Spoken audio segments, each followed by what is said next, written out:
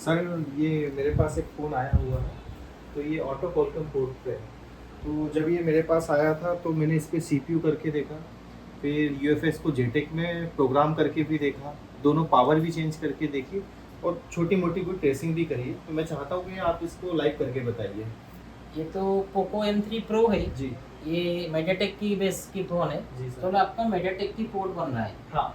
और इसके ऊपर आपने यूएफएस और सीपीयू सीपीयू रिवॉल्व हाँ, कर चुके हैं सीपीयू रिवॉल्व कर चुका हूँ और और यूएफएस जेटेक में लगा के चेक भी कर ली। तो यूएफएस भी सही हाँ, है यूएफएस भी ओके है। और दोनों पावर आईसी भी वो भी चेंज भी चेंज और रिवॉल्व भी कर जी चुके सर। हैं। फिर भी इस पे आपको सक्सेस नहीं मिला। जी।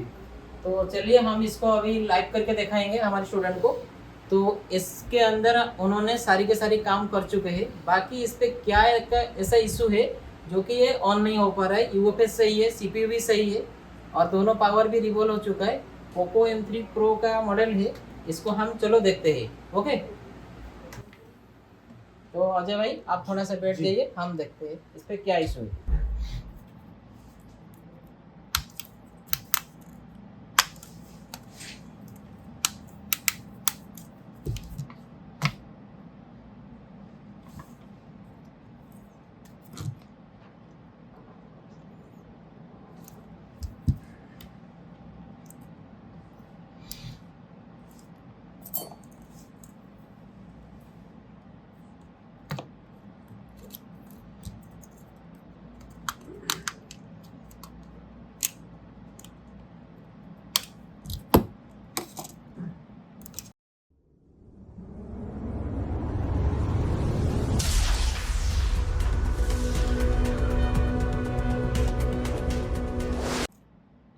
चलो हम इसका कंडीशन को थोड़ा सा माइक्रोस्कोप से देखते हैं कि क्या कंडीशन है और इसके ऊपर क्या क्या काम है, पहले देख लेते हैं।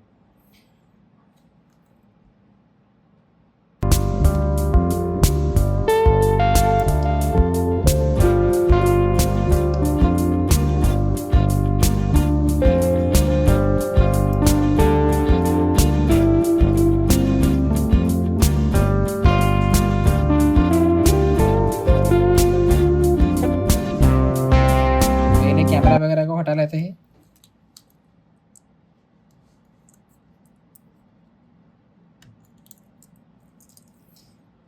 तो जब भी कोई हमारे पास ऑटो पोर्ट पे फ़ोन आता है तो पहले हम क्या देखते हैं, उसका रैम और रोम की सप्लाई। रैम और रोम की सप्लाई इसके अंदर कैसे बन रहा है थोड़ा सा हम डिस्कस करेंगे। पहले हमारा क्या काम है, इसके अंदर रैम और रोम की सप्लाई को फाइंड करेंगे। तो इसके अंदर सीपीयू रिवॉल्व हो गया है और हमारी एमएमसी यूएफएस रिवॉल्व हो गया है। बाकी ये हमारी MT6360 यूपी का हमारी जो DC to DC with power revolve हो गया है और बाकी सारी के सारी सेक्शन पे काम हो चुका है कम्प्लीटली और कोई सेक्शन ऐसा बचा नहीं है। मेन PM भी रिवॉल्व हो चुका है, चेंज भी हो चुका है। फिर भी इसके अंदर ऑटो पोर्ट पे है फ़ोन। इसका पोर्ट वगैरह को थोड़ा सा चेक करते हैं।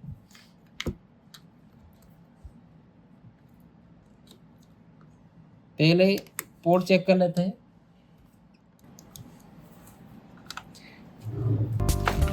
देखते हैं कि पोर्ट बनता है कि नहीं।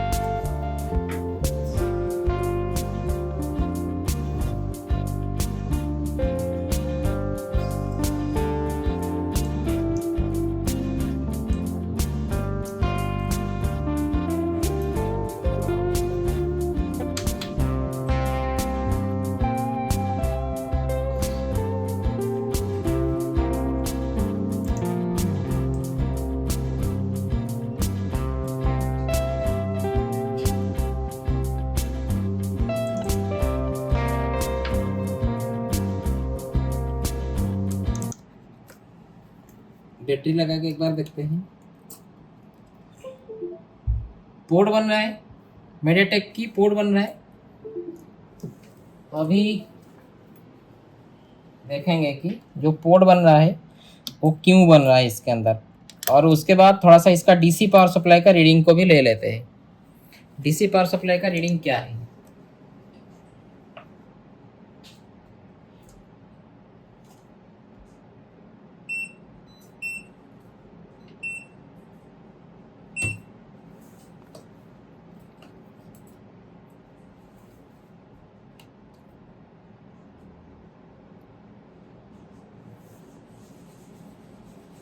तो तकरीबन इस पे 185 212 इस तरह से रीडिंग लेके स्टॉक हो रहा है।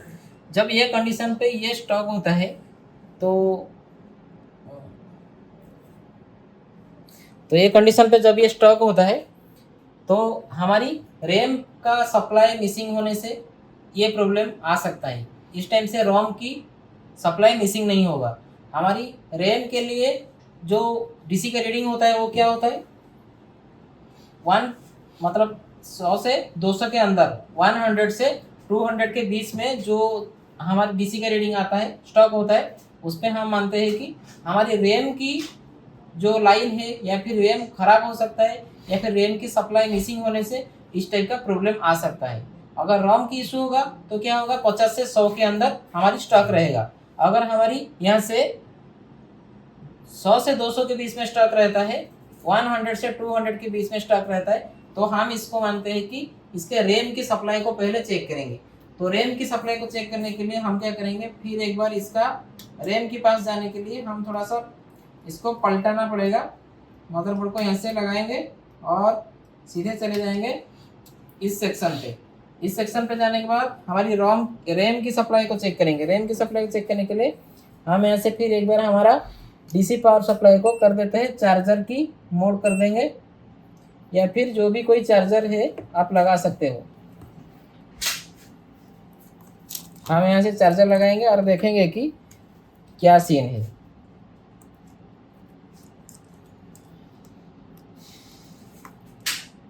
हमने चार्जर लगाया। चार्जर लगाने के बाद यहाँ से हम चेक करेंगे पहले इसके, ये जो हमारी मेमोरी लगा है क्या SKYNIX का लगा है UFS, इसके पास रैम की सप्लाई बन रहा है कि नहीं। तो मल्टीमीटर को हम क्या करेंगे, इस पर अभी डीसी मोड में कर देंगे। डीसी मोड में करने के बाद हम पहले चेक करेंगे इसके रैम की सप्लाई, यानी कि ये हो गया हमारा ग्राउंड, ये हो गया 1.8, ये भी हो रहा है क्या, फ्लक्चुएशन पे है।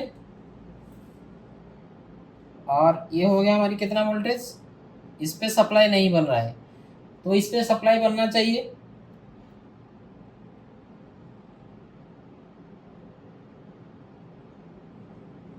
चलो देखते हैं पोको M3 Pro का थोड़ा सा स्कीमेटिक को जाते हैं, और स्कीमेटिक पे जाने के बाद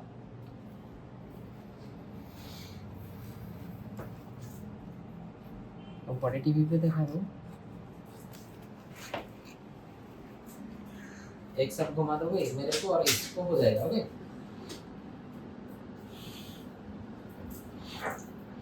तो इस पे हम जाएंगे रेडमी के फोन यानी कि Xiaomi को जाएंगे, और Xiaomi को जाने के बाद हम ओपन करेंगे यहाँ से पोको M3 Pro।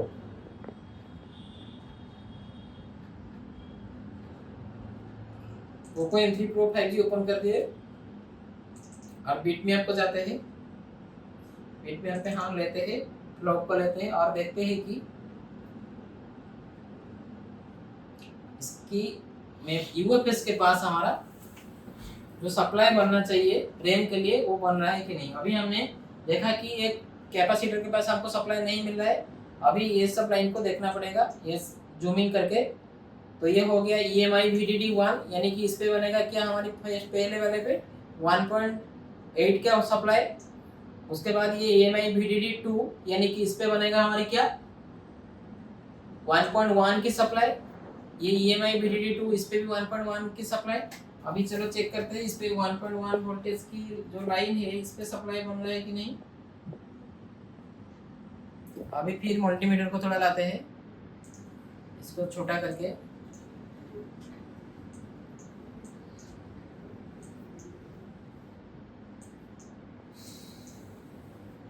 ये हो गया EMI VDD 2, ये हो गया EMI VDD Q, यानी कि इस पे बनेगा 0.6, इस पे बनेगा हमारा, इस पे बनेगा 0.6, इस पे बनेगा हमारा 1.1 की सप्लाई।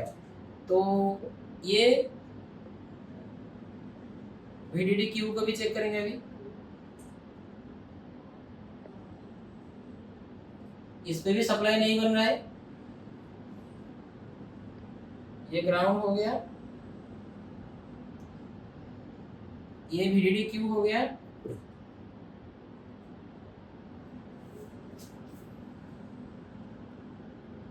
ये हो गया VDD 2। तो हमारी रैम की सप्लाई इसके अंदर नहीं बन रहा है और यूएफएस भी सही है बोल रहे हैं। तो अभी हमने इस पे चेक करेंगे हमारी जो रैम की सप्लाई बनने वाला आईसी है, यानी कि MT6360 यूपी से हमारी रैम की सप्लाई कहाँ बनता है पहले देख लेते हैं। तो फिर चलते हैं हम स्कीमेटिक के अंदर, स्कीमेटिक को ओपन करते हैं। इसका स्कीमेटिक को ओपन करेंगे, अभी लेआउट पे जाएंगे।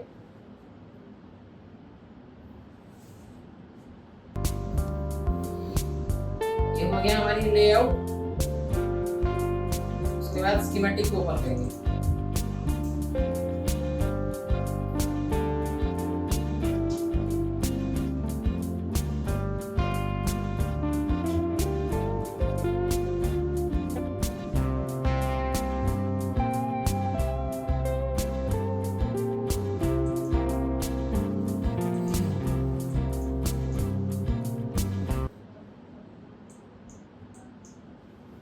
तो यहाँ से जो हमारी EMI VDD2 का लाइन जा रहा था उस पे अभी हम चेक करेंगे। ये लाइन पे ये सप्लाई बनता है किससे, कैपेसिटर का नाम है क्या, EMI VDD2। EMI VDD2 को हम अभी सर्च करेंगे। EMI VDD2 को सर्च करेंगे।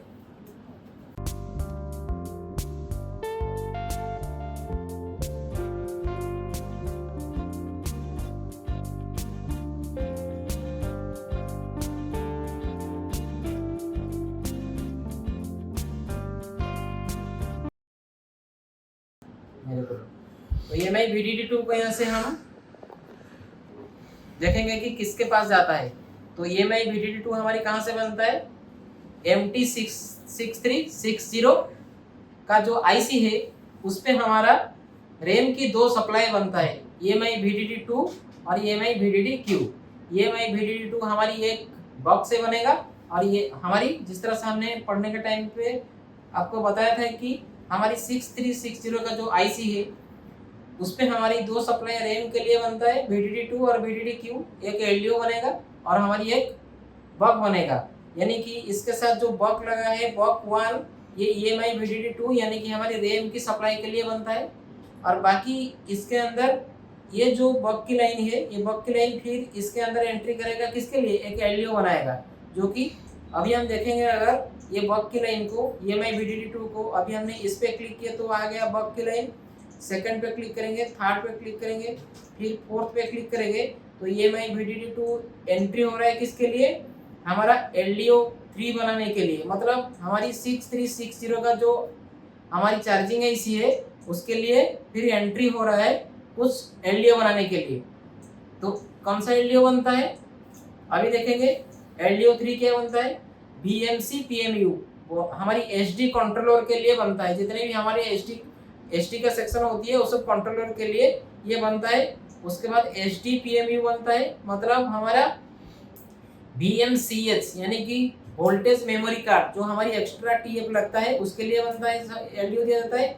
फिर LDO 6 बनता है EMI VDDR, मतलब VMDDR के लिए एक सप्लाई दिया जाता है जो कि इस पे बनता है। फिर यहाँ से नीचे बनता है क्या, LDO 7 से हमारा 600 मिली एम्पियर का करंट जनरेट किया और यहाँ से हमारा VDD-Q का एक लाइन बना जो कि रैम की दो सप्लाई यानी कि VDD-Q और VDD-2। तो अभी हमने देखा कि 6360 का जो आईसी है वो आईसी हमारी रैम की सप्लाई आउटपुट नहीं कर रहा है। तो अभी हमने पढ़ने के टाइम पे आपको बताया था कि ये जो रैम की सप्लाई आउटपुट करने के लिए पावर आईसी से दो इनेबल की लाइन मिलना चाहिए।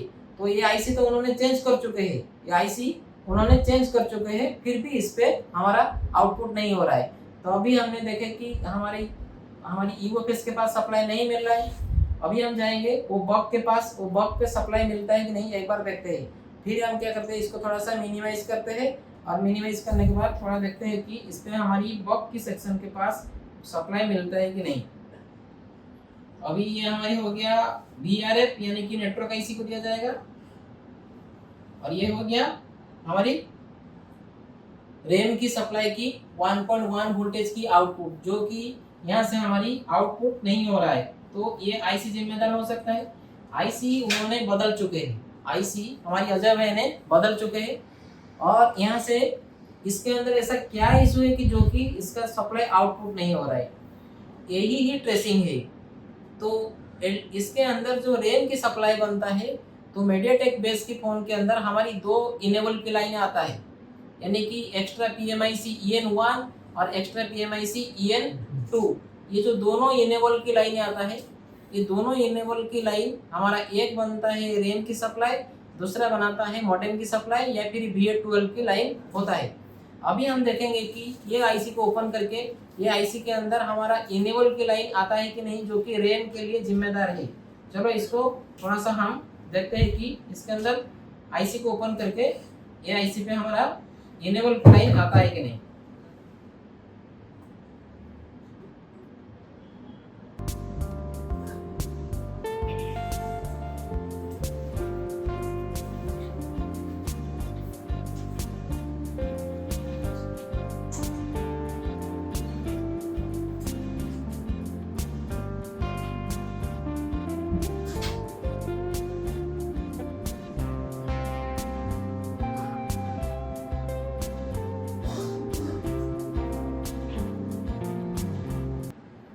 आईसी तो सही तरह से बैठा है, इस पर कोई इशू नहीं है, फिर भी इसके अंदर हमारी रैम की सप्लाई आउटपुट नहीं हो रहा है। अगर रैम की सप्लाई आउटपुट नहीं होगा तो ये ब्लॉक भी आउटपुट नहीं होगा। बाकी इसके अंदर तो ऑटोपोर्ट फोन पे, मतलब इसके अंदर ऑटोपोर्ट पे फोन है, ऑटोपोर्ट पे है तो पावर सेक्शन रेडी है। पावर सेक्शन का जितने बॉक्स सेक्शन होगा वो सब रेडी होने के बाद ही ऑटोपोर्ट बनता है। अभी इसके अंदर हम चेक करेंगे क्या, extra PMIC EN1, extra PMIC EN1 को अभी चेक करेंगे। तो एक्स्ट्रा PMIC EN1 को चेक करने के लिए हम जाएंगे फिर एक बार हमारे लेआउट पे जाने के बाद हम देखेंगे कि इसके अंदर हमारी एक्स्ट्रा EN1 कहाँ से बनता है। तो एक्स्ट्रा EN बनने के लिए भी कोई लाइन जिम्मेदार है, कौन सा लाइन, सोर्स क्लॉक की लाइन, सोर्स क्लॉक की लाइन जिम्मेदार होती है। तो अभी हम इस पे पेस्ट करते हैं और इसको स्टार्ट करते हैं। ये हो गया LDO का सेक्शन, ये हो गया बॉक की सेक्शन, ये हो गया हमारा कंट्रोलिंग का सेक्शन। कंट्रोल इनपुट है तो कंट्रोलिंग का सेक्शन पे हमको क्या मिला, यहाँ से सीरियल क्लॉक का EN यानी कि सोर्स क्लॉक का EN, और उसके साथ यहाँ से आउटपुट हो, यहाँ से आ रहा है क्या, पावर IC से एक्स्ट्रा PMIC EN1 0 ohms के एक रजिस्टर बैठा के इसको EN दिया जा रहा है E9 नंबर पिन पर। अगर E9 नंबर पिन पे यहाँ से हमारा EN आ जाएगा तो रैम की सप्लाई बनेगी, अगर इस पे EN नहीं आएगा तो रैम की सप्लाई नहीं बनेगी। अभी हम जाते हैं किसके पास, फिर बिटमैप पे कितना नंबर पिन को देखेंगे, E9 नंबर पिन को देखेंगे। तो E9 नंबर पिन को यहाँ से देखने के बाद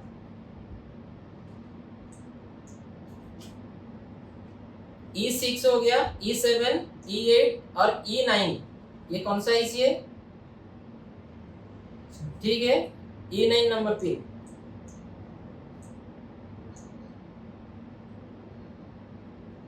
E6, E7, E9, ये जा रहा है किसके पास, एक रजिस्टर बैठा है, सही तरह से एक रजिस्टर बैठा है।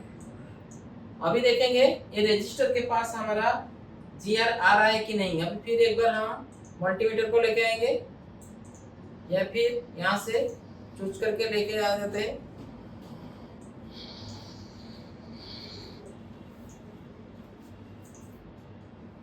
फिर मल्टीमीटर को यहाँ से हमने लेके आए, अभी हम मल्टीमीटर को क्या करेंगे, डायोड मोड में सेट करेंगे।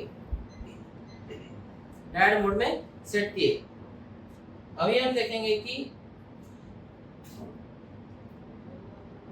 ए लाइन पे क्या है, E9 नंबर पिन, ये रजिस्टर के साथ कनेक्टिविटी है, ये रजिस्टर है ना, ये रजिस्टर के साथ कनेक्टिविटी है। अभी ये रजिस्टर को देखेंगे, अभी ये देखिए इस पे हमारा पूरा OL है, पूरा OL है, यानी कि इस पे कोई भी GR नहीं है। इसका दूसरे साइड को देखेंगे, दूसरे साइड भी OL है।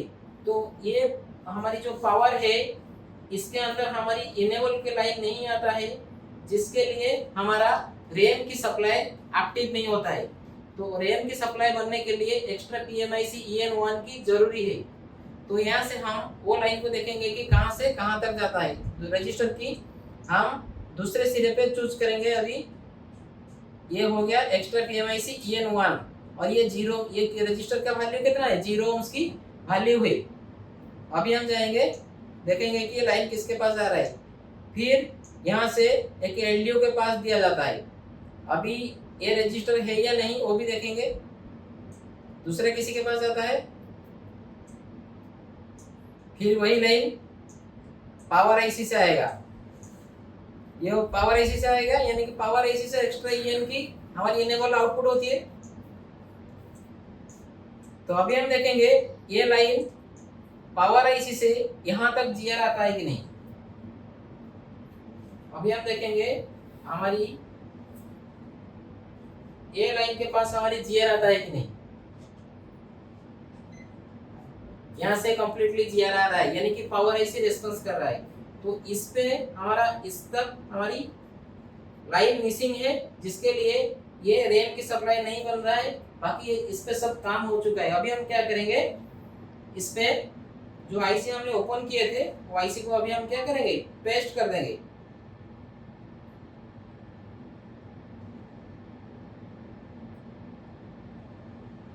ICs तो ऐसे ही अजय भाई ने बदल चुके हैं।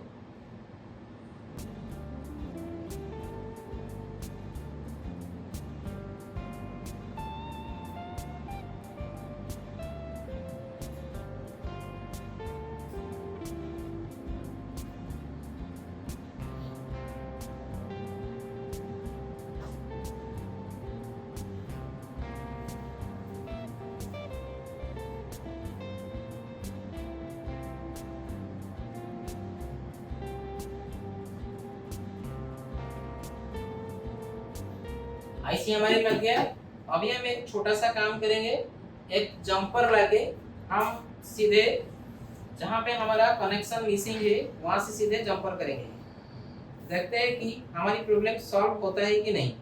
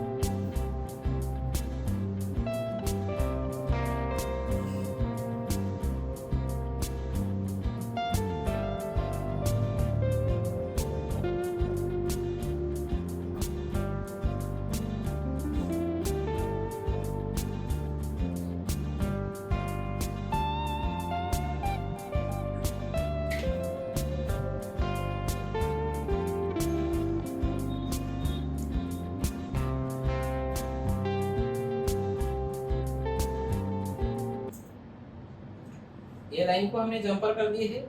अभी हम पहले चेक करेंगे ये फोन के अंदर पहले सप्लाई बना या नहीं बना।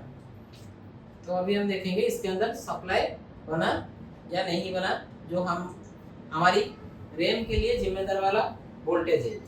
फिर हम मल्टीमीटर को ले आएंगे डीसी मोड में।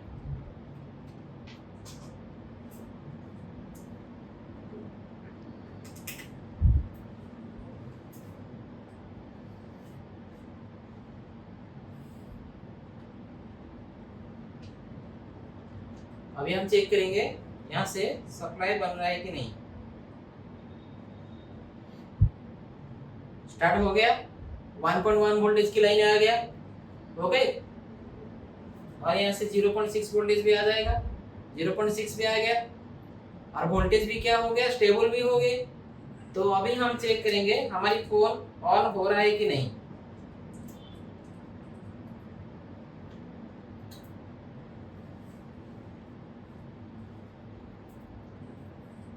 ये देखिए रेडी हो गया, रेडी हो गया फोन। तो रैम की सप्लाई इशू होने से ये प्रॉब्लम आ गया था, जो कि रैम की सप्लाई बनने के लिए कौन सा लाइन जिम्मेदार है ये आपको जानना पड़ेगा। पढ़ाने के टाइम पे भी बोला था और ये हमारी लाइव प्रैक्टिकल हो गया। ओके जी सर।